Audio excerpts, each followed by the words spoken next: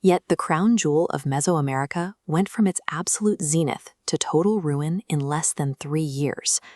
The threat arrived on ships in 1519. Hernán Cortes and his band of Spanish conquistadors landed on the coast, driven by an extreme desire to extract the region's gold. The local leaders initially welcomed the foreigners into the capital. Tensions eventually boiled over into violence, forcing the Spanish to flee. But they regrouped, and in May 1521, they returned to lay siege to the island. The Spanish did not act alone. The Aztec economy relied on extorting heavy tribute, wealth, goods, and captives from those 500 subjugated states, generating deep resentment across the region. Cortes exploited this anger. He negotiated treaties with rival indigenous factions, recruiting tens of thousands of native warriors to fight alongside his relatively small contingent of Europeans. The empire's own aggressive expansion had created a massive, willing coalition of enemies, providing the exact manpower needed to trap the capital. This tactical layout of the siege shows how the trap closed.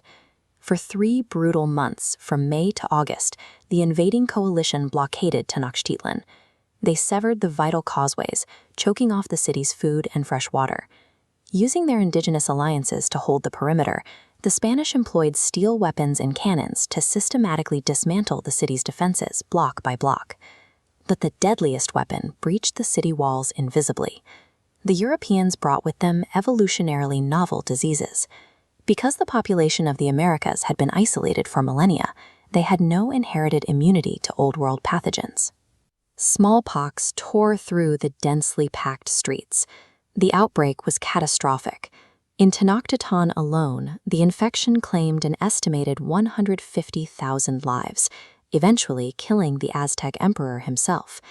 This mass casualty event wiped out the military command structure and paralyzed the defenders, rendering the city incapable of holding the lines. The collapse was a fatal convergence of internal rebellion, geographical isolation, and an overwhelming biological disaster. By August 1521, the resistance broke.